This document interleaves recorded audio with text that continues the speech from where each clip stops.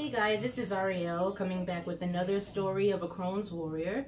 Today I had another doctor's appointment with my actual gastroenterologist. It's really hard to get an appointment with her because she's so great at what she does, and she's been booked for quite some time. And there's a lot of information that I've probably missed over the last 6 months to make a video about. So today, we pretty much went over how far I've come since our last visit and my last video. I'll make another video sometime later tonight to describe what happened last February, which is the latest thing that happened pretty much. So far they have limited me down to one medication, which is the azathioprine. Not entirely sure yet about what that does, but it's a medication specifically to get the Crohn's under control. The main medication they had me on was the prednisone, the steroids, which is the reason why I have this ileostomy bag still. The prednisone is a steroid that pretty much controls the inflammation in the intestines. You're really not supposed to be on them for longer than about 6 months or so. They said it can cause a lot of more serious health problems after a certain amount of time. So I've actually had to keep getting weaned off of them a few times, which of course is not allowing me to heal properly on the inside.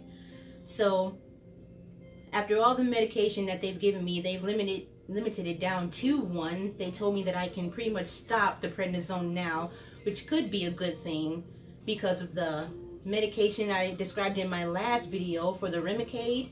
Since my body has developed a lot of antibodies for the previous medications they put me on, I had become immune to a lot of the previous medications, so they decided this Remicade was the next way to go. I've only had about 2 or 3 treatments of the Remicade, which is also to help control the inflammation of the intestines, along with a lot of other helpful benefits as well. But I had to recently stop them because I had started a new job, and they will not give you the treatment unless you have insurance. Because they're like $25,000 right. a treatment. Each treatment is about a good $25,000, and it's a 2-hour and 15-minute treatment by infusion. So I have to make a doctor's appointment. I have to go all the way to the doctor's office and sit there for almost 2.5 hours. It's almost like chemotherapy. Pretty much. It really is. And they even had it to the point where they set me up an account on the side to help pay for these treatments. Because before the Remicade, remember, I was still on the Humira, and you still may see a lot of commercials about Humira right now. But if you watch them now, they leave out the part about Crohn's disease. Yep. The Humira, it's not really treating Crohn's disease anymore. It's more about, what is it, Mom? Like the rashes and colitis and, you know, a lot of other arthritis, skin, you know, type illnesses. So I don't think they were really helping me out to begin with, but I was taking, it's like a big EpiPen that I had to inject into my stomach, what, every 2 months or so? No, every 2 weeks you had to do it. Yeah, it was weaned down. Like first it was every week, and then it was every 2 weeks or 6 months or something. No, it was a couple weeks in between. Until I got to the point where the Humira just wasn't working anymore, so they said, okay, let's go with this Remicade. So right now I had about, what, 18,000 and some change set in this private account for the Remicade, but they instructed me to hold on to that because I was currently in between jobs. So they said, well, if you get this treatment now, then you're going to have to pay out of pocket for your next one. So once this new insurance starts in August, with this new job that I have, they're going to put me back on the treatments. But I have to get some more blood work drawn first because of the azathioprine that they put me on to as well. The azathioprine can cause problems with your blood, and it can sometimes affect your liver as well. So they have to keep monitoring your blood and getting blood drawn about every, what was it, 6 months, I think is what they said. Pretty much. So that's the good news. I'm now limited down to one medication. So that's the good part. Other than that, about 6 months from now, they are going to do an endoscopy, something like that, where it's pretty much a colonoscopy, but they're going through the stoma instead. So, oh, I didn't know that. Yes. So I'll still be asleep the entire time. that colonoscopy, you guys, the colonoscopies really are not that bad. I know when I talk about them a lot to my coworkers and my friends, they get scared and traumatized because, truth be told, you're supposed to have them done regularly, about what, every 6 months? I think it's once a year once you reach, I think, age 50, because I'm supposed to have one done and I've been putting it off. See? And she's not the only one, guys, I swear. I mean, it's really not that big of a deal. You'll be asleep the entire time. I think the first time I had it, I woke up once because when they cut that corner to go around, I kind of woke up in pain. I was like, ah! And then I went right back to sleep just like that. So it's really nothing. Then you'll wake up and you can walk. It's fine. It's really no big deal. But you really should get them checked out regularly because you can never know. You never know what's going on with that part of your body. It's really not something that we pay a lot of attention to, especially with the type of diets that we have every day. You have to be really careful about that.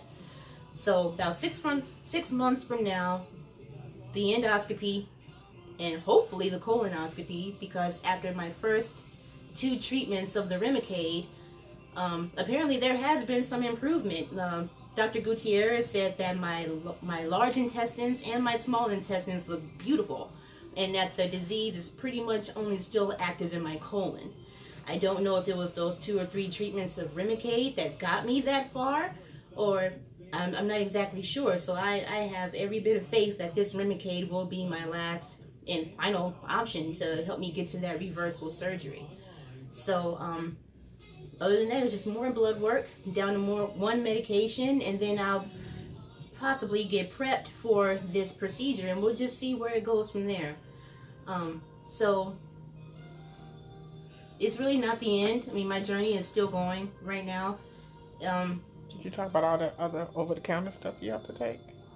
Oh, yes. See, and this is going to be part of the next video tonight, too. From when I had, all the way back to the last video, previous to last video, when I had those strokes back in, what was it, last March? May. Last May. I had 2 strokes within 1 week May of of each 2017. Yes. And it was because of my calcium level was really low, apparently, or some calcium medication I was supposed to be on since I had my surgery, and I completely had no idea about. So my blood kind of, what's the word, coagulated? Yeah, because you have a tendency to suffer from blood clots since you were a kid. That is true.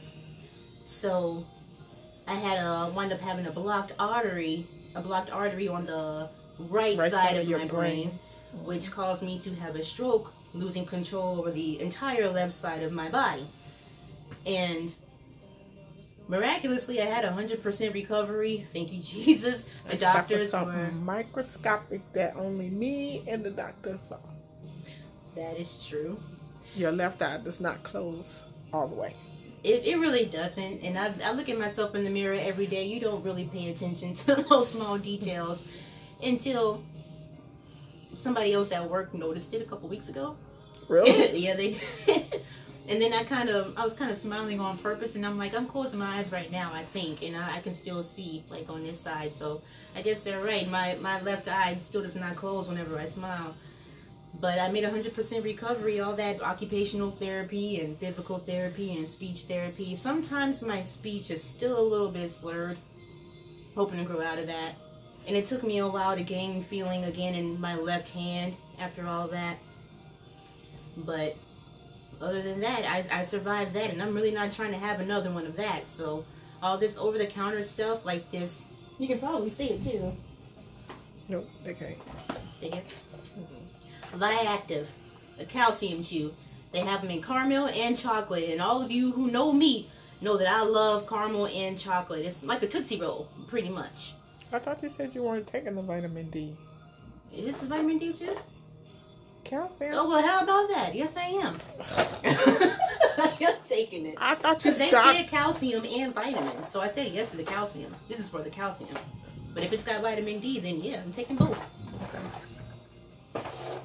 And then, oh, don't fall. Don't fall. And then, of course, I have my prenatals for the vitamins and stuff. I'm not pregnant or anything. I know a lot of you ask all the time because of the way I eat and stuff like that. So But it's prenatal also, vitamins has more in it than regular vitamins. It does. It really has. It has iron, which is something that I definitely need. So iron, protein, potassium, vitamin A, vitamin D, vitamin E, vitamin elemental P. It's really got like all of that stuff in it. So, but other than that, and then I have to take what, like a 350 or 325 aspirin every day for the rest of my life to keep your blood thin. Pretty much. And since I was diagnosed, I'm also like borderline high blood pressure, and I'm really not trying to go any higher than that because they just got me down to one medication. I'm not trying to get 2 more.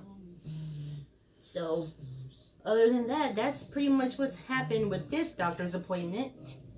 And I will make another video later tonight to talk about what happened last February, my last hospital stay.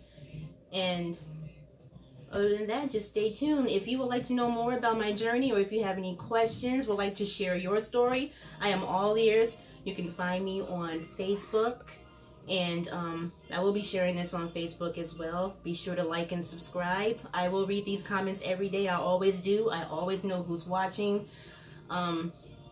A lot of you have sent me private messages on Facebook asking a lot of questions. I have a lot of new friends back where I used to live who have just been diagnosed, and I'm kind of not their mentor, but I'm kind of like keeping hope for them and support and answering all their questions, because you want to find out who has this disease as well. I mean, it's not that much rare anymore, but there's still a lot to be learned about it. They're still trying to find a cure for it. I have donated so many body parts.